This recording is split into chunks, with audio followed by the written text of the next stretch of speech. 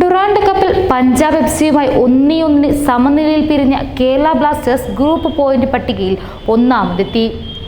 Durand കപ്പിൽ നിർണായക group C ഏറ്റുമുട്ടലിൽ കേരള ബ്ലാസ്റ്റേഴ്സും പഞ്ചാബ് എഫ്സിയും 1-1 എന്ന സ്കോറിന് സമനിലയിൽ പിരിഞ്ഞു. ആദ്യ പകുതിയിൽ ലൂക്ക മാറ്റ്സൺ പഞ്ചാബിന് ലീഡ് നൽകിയപ്പോൾ മുഹമ്മദ് ഐമൻ കേരള ബ്ലാസ്റ്റേഴ്സിന് സമനില നേടിക്കൊടുത്തു. ഇരു ടീമുകൾക്കും 2 മത്സരത്തിൽ നിന്നും 4 പോയിന്റുകളാണ് ഉള്ളതെങ്കിലും ആദ്യ മത്സരത്തിൽ മുംബൈ സിറ്റിക്കെതിരെ നേടിയ വൻ വിജയത്തിന്റെ ഫലത്തിൽ കേരള ബ്ലാസ്റ്റേഴ്സ് ഗ്രൂപ്പ് 1-ാം സ്ഥാനത്തെത്തി. 133ാമത് ഡ്യൂറൻഡ് കപ്പ് 2024 ഫുട്ബോളിലെ നിർണായക ഗ്രൂപ്പ് സി ലീഗ് മത്സരത്തിൽ 1-1 സമനിലയോടെ ക്വാർട്ടർ ഫൈനൽ സാധ്യതകൾ സജീവമാക്കി Kerala Blasters. Indian super league ടീമായ പഞ്ചാബ് എഫ്സിക്കെതിരെ 1 ഗോളിന് പിന്നിട്ട് നിന്ന ശേഷം ശക്തമായ തിരിച്ചടിച്ചാണ് മഞ്ഞപ്പട പോയിന്റ് പങ്കിട്ടത്. ഗ്രൂപ്പ് സിയിൽ ബ്ലാസ്റ്റേഴ്സ് 1-ാം സ്ഥാനത്താണിപ്പോൾ. മറ്റൊരു മത്സരത്തിൽ ജംഷഡ്പൂർ ചെന്നൈയിനെ 2-1 പരാജയപ്പെടുത്തിയിരുന്നു. 2 മത്സരങ്ങൾ വീതം കളിച്ച ബ്ലാസ്റ്റേഴ്സിനും പഞ്ചാബ് എഫ്സിക്കും 4 പോയിന്റ് വീതമാണെങ്കിലും ഗോൾ ശരാശരിയിൽ ഏറെ മുന്നിലാണ് ബ്ലാസ്റ്റേഴ്സ്. ആദ്യ മത്സരത്തിൽ മുംബൈ എഫ്സിയെ ഏകപക്ഷീയമായ 8 ഗോളിന് തോൽപ്പിച്ചതാണ് മഞ്ഞപ്പടയ്ക്ക് നേട്ടമായത്.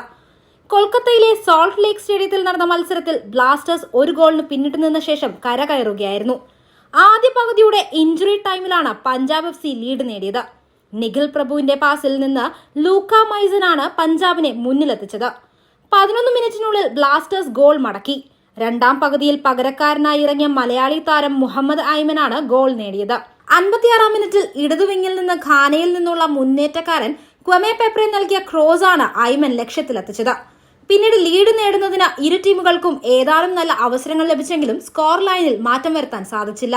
മത്സരത്തിന്റെ അവസാന നിമിഷം വരെ കേരള ബ്ലാസ്റ്റേഴ്സ് ഗോളിനായി നിരന്തരം പോരാടി. ഇരു ടീമുകൾക്കും വിജയിച്ചാൽ അടുത്ത റൗണ്ട് ഉറപ്പിക്കാനാകും. 6 ഗ്രൂപ്പ് ടോപ്പർമാരും 2 മികച്ച സെക്കൻഡ് ഫിനിഷർമാരും നോക്കൌട്ട് ക്വാർട്ടറിലേക്ക് കടക്കുക.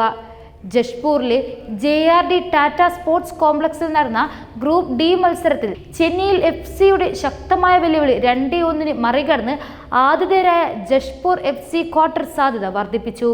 2-ാം തോൽവി ഏറ്റുവാങ്ങിയ ചെന്നൈ എഫ്സിയുടെ സാധ്യത ഇതോടെ അവസാനിപ്പിച്ചു. പോയിന്റ് ഒന്നും ലഭിക്കാതെ ഗ്രൂപ്പ് 3-ാം സ്ഥാനത്താണവർ. Blasters head coach Michael Stahre starting ലൈനിൽ മാറ്റം വരുത്തിയാണ് പഞ്ചാബിനെതിരെയുള്ള മത്സരത്തിൽ ഇറക്കിയത്. മുഹമ്മദ് ഐമിന് പകരം യോഹൻബ മെയ്റ്റ വലതു വിങ്ങിൽ തുടങ്ങി. പഞ്ചാബ് എഫ്സിക്ക് വേണ്ടി പനാഗിയോട്ടിസ് ദിൽപെരിയസും ഒരു മാറ്റം വരുത്തി. നിതേഷ് ഡാർജിക്ക് പകരം റൈറ്റ് ബാക്ക് ടെക്കോം അഭിഷേക് സിംഗിനെയാണ് ഇറക്കിയത്. ഇരു ടീമുകളിലും പരസ്പരം പ്രതിരോധം ഭേദിക്കാൻ ബുദ്ധിമുട്ടിയതോടെ ആദ്യ പകുതിയിൽ തന്നെ കേരള ബ്ലാസ്റ്റേഴ്സ് കളിയുടെ നിയന്ത്രണം ഏറ്റെടുത്തു. ആ ഘട്ടത്തിൽ നിന്ന് ആക്രമണം നടത്തുമ്പോൾ ബ്ലാസ്റ്റേഴ്സ് കൂടുതൽ അപകടകാരിയായി കാണപ്പെട്ടു. നോഹ സദൌയിയും അഡ്രിയാൻ ലൂണയും ഷെർസിന്റെ പ്രതിരോധ പ്രവർത്തനങ്ങൾക്ക് ഭീഷണിയായി. പഞ്ചാബ് പ്രതിരോധത്തിൽ നിരന്തരം സമ്മർദ്ദമുണ്ടായെങ്കിലും കേരളത്തിന്റെ നിര ഗോളിന് മുന്നിൽ പാഴായി. ഫെഡ്രി 40 വാര അകലെ നിന്ന് സ്കോർ ചെയ്തു.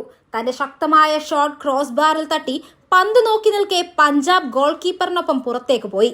ഇഞ്ചുറി ടൈമിന്റെ 3-ാം മിനിറ്റിൽ ലൂക്ക മാറ്റ്സൺ പഞ്ചാബിന് ലീഡ് നൽകി. നിഖിൽ പ്രഭുവിന്റെ ഒരു ലോങ് പാസ് സ്വീകരിക്കാൻ ഓഫ് സൈഡ് ട്രാപ്പിനെ മറികടന്ന മജ്സൻ ബോക്സിനുള്ളിൽ ഓട്ടം നടത്തി. സ്ലൊവേനിയൻ താരം പന്ത് താഴെ ഇറക്കി. ബ്ലാസ്റ്റേഴ്സ് കീപ്പർ സോം കുമാറിനെ മറികടന്ന ഒരു സൈഡ് ഫുട്ട് ഫിനിഷിംഗ് നടത്തി. 2-ാം പകുതിയുടെ തുടക്കത്തിൽ പ്രീതം ഖോട്ടേലിനെയും മുഹമ്മദ് ഐമനെയും ബ്ലാസ്റ്റേഴ്സ് കൊണ്ടുവന്നു.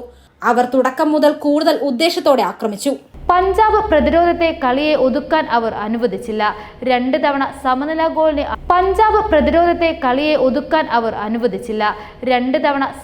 ഗോളിന് അടുത്തെത്തി.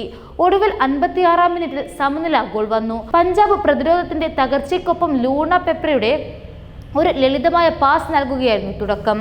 അവസാന സ്കോറുകൾ സമനിലയിലാകാൻ ടാപ്പ് ചെയ്ത ഐമിനെ ഫോർ പോസ്റ്റിൽ പൂർണ്ണമായും അടയാളപ്പെടുത്താതെ ക്രോസ് കണ്ടെത്തി. 3 മിനിറ്റിനുള്ളിൽ പഞ്ചാബിന് ലീഡ് നേടാൻ 2 മികച്ച അവസരങ്ങളാണ് ലഭിച്ചത്. എന്നാൽ ബ്ലാസ്റ്റേഴ്സ് ഗോൾ കീപ്പർ സോംകുമാർ ലൂക്ക മാറ്റ്സൈന്റെ പിന്നിട്ട് ഫിലിപ്പ മിൽസാക്കിന്റെയും 1-2 ശ്രമങ്ങളും രക്ഷപ്പെടുത്തി.